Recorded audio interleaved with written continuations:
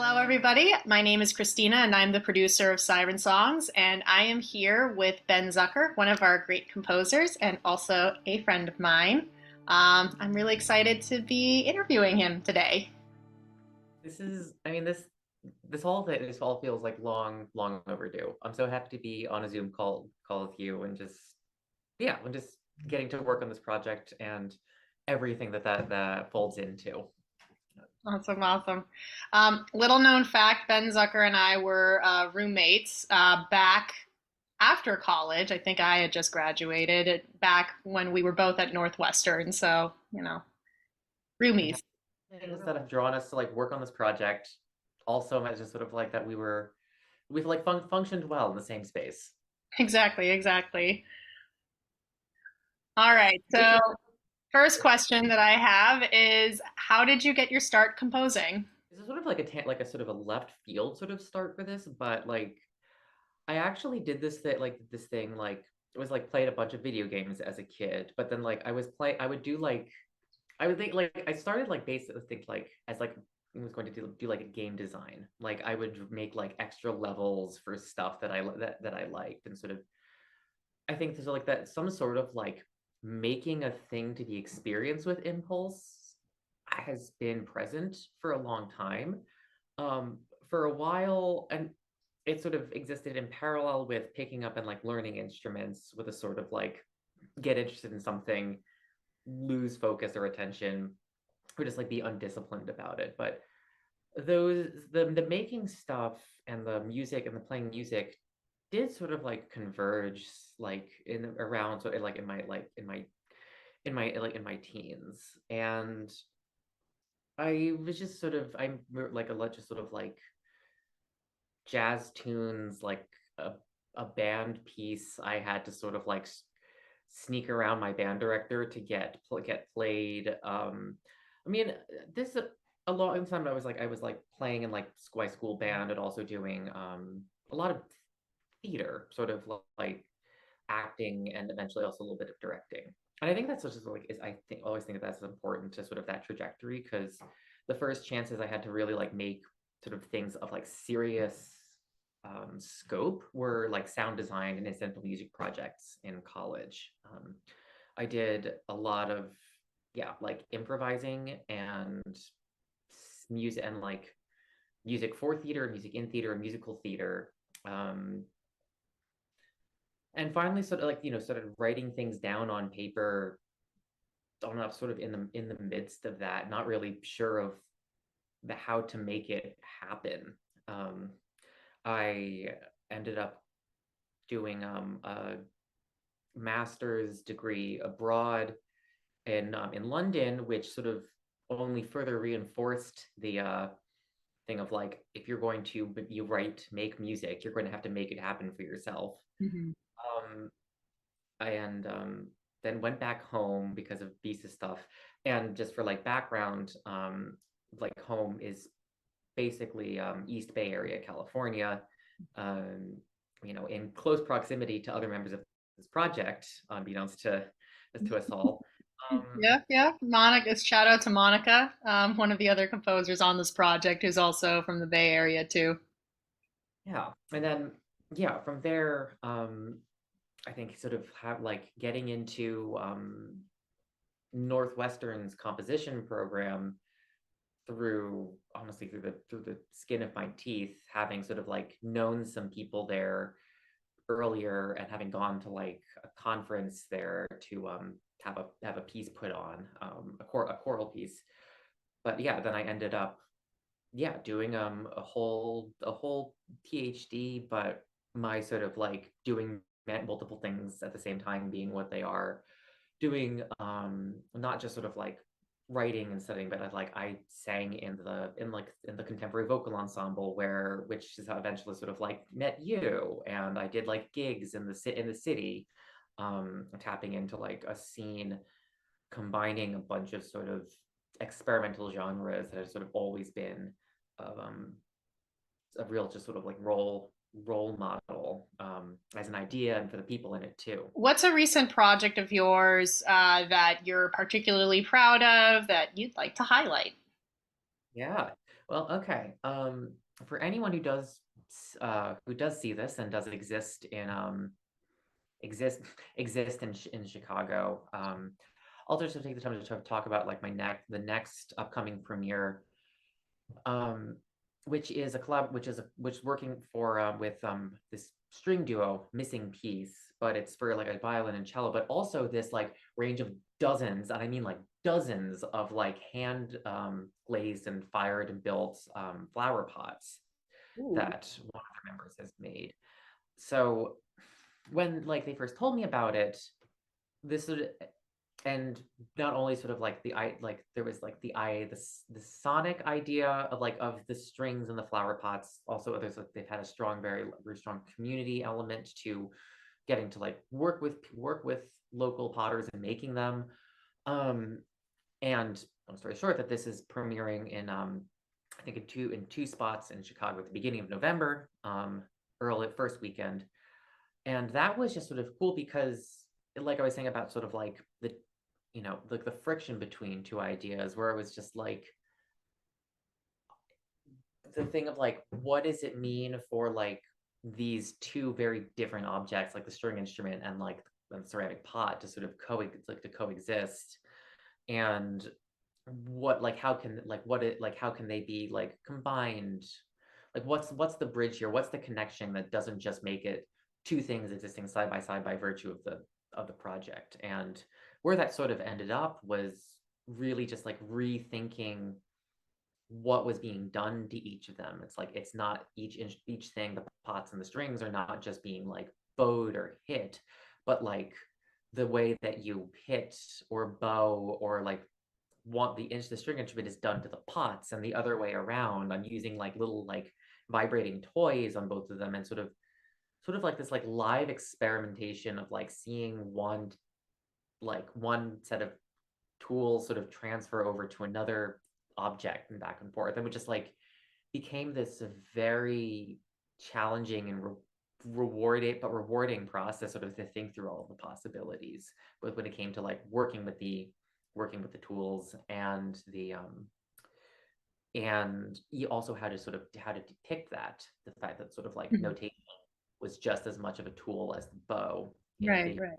of these things. So that like was it was like a really intense process to like to sort of put it all down, and I like handmade the notation like a sucker for punishment and graphic design software. But we're starting rehearsals soon, and I'm super excited to just sort of see what comes of it. And yeah, So did you create your own notation for this, or like was so did you create your entirely own like, set of like notes and everything, like designed it graphically and everything, or? yeah, well, sort of like with taking inspiration from a sort of, in this case, there was like a sort of a tablature based thing where it was just sort of was like not necessarily for most of the piece, like of this piece, pitch, like where the strings were being like wasn't much of a factor, but like where on the string. So it became more of a sort of like a tablature style thing before like moving to a more graphic thing for the ceramics, and then sort of finding ways that there was this could be this sort of like cross fertilization of like tablature and graphics, and then eventually reintroducing more sort of conventional notation as if they were sort of like learning how to make music with this stuff in the course of the piece itself, until at the very end there is like normal notation, except they're doing it with like little vibrating toys instead of a bow. What made you want to do Siren Songs in the first place? I know that I kind of like approached you pretty quick early on, so there was that aspect, but what sort of made you say like, yeah, this is a good project, let's do this? Because it's you.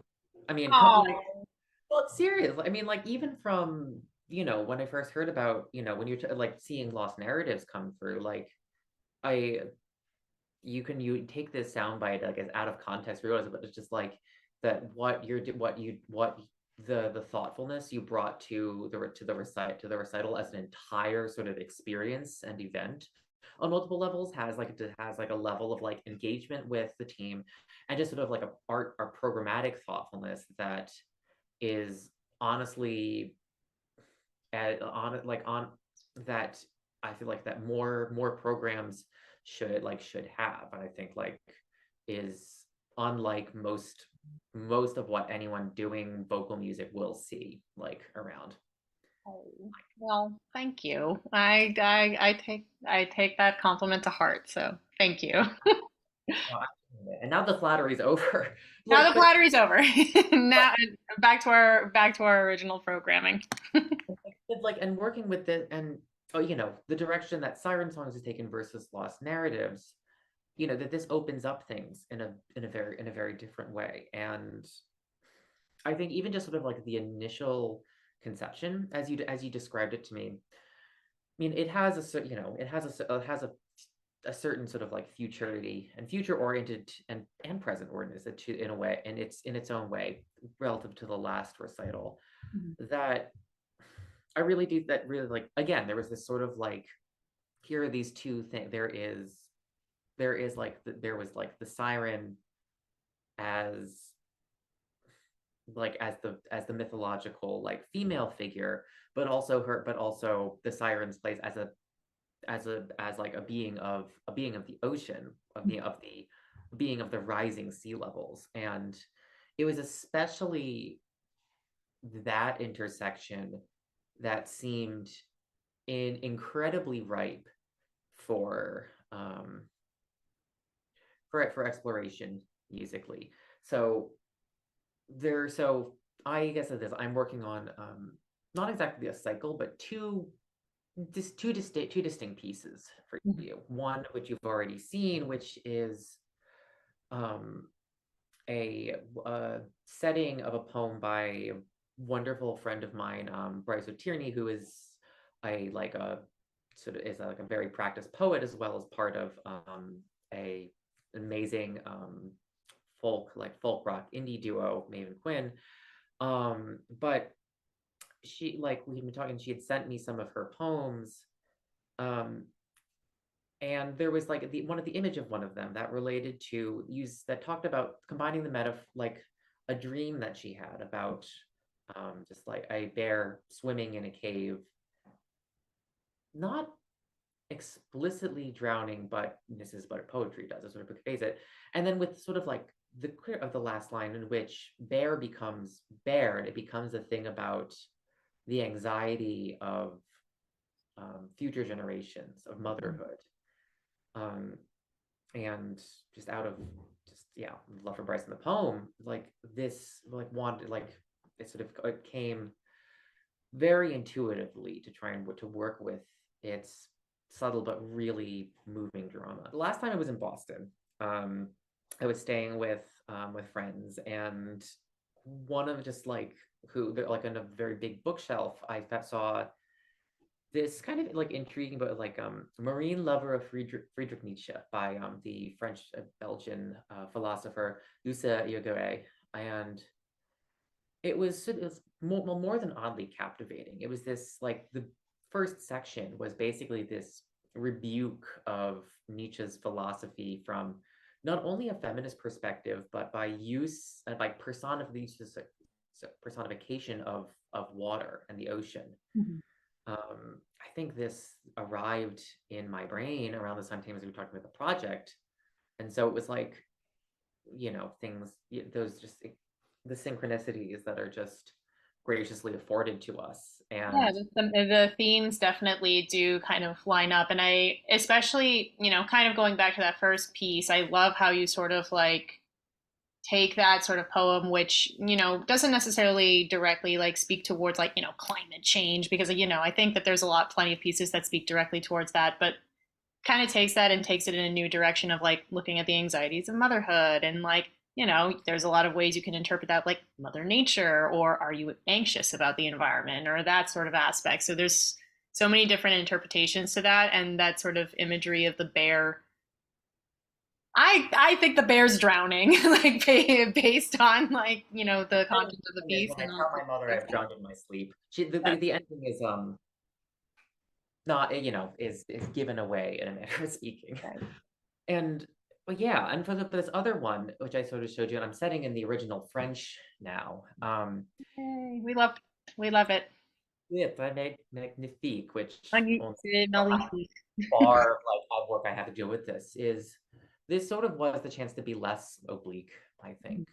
I think I hope to not necessarily flatten the nuances and irregularities, but text, but as I'm sort of working through it, and this is sort of planning right now, I'm working with it for your voice, for collaborator Jack Kearns's voice, and electronics, a sort of a tape that is able to incorporate um, the sound of the ocean, a sort of more and other like virtual and recorded instruments that will have a more like a more sort of fitting sort of like juxtaposition of scale and sweep in a way that turns this one, I think, into it's far more akin to like oh my god to one of those just like I curse you arias Ah, like I love those. the sort of like the god like the fuck yous of Brunhilde or Tosca like and and Faves. My it's my fave characters, you know.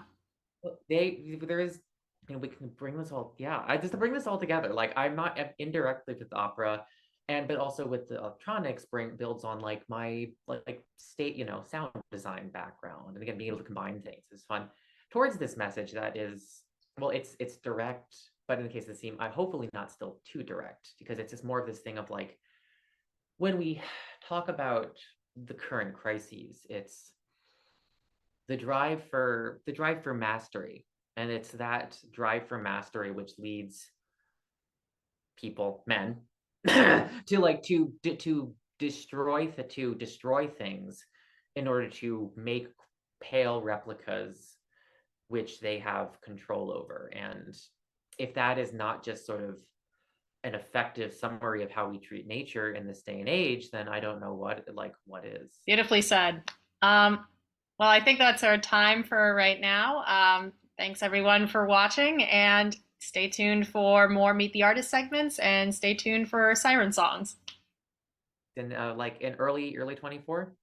Early 2024 is the workshop, and then summer 2024 is the performance. So, Thank you for listening. Thank you for watching. Thank you for your time. Please support this project and everything like around it. It means the world to all of us who are part of it. And again, like that, the opportunity to contribute directly to to work like this that like that benefits from a grassroots approach that we get to sort of strike directly at at pressing issues and work directly with each other as artists, composers, singers, etc. is a model for making things that is part of how we find ourselves out of this rising sea level scenario.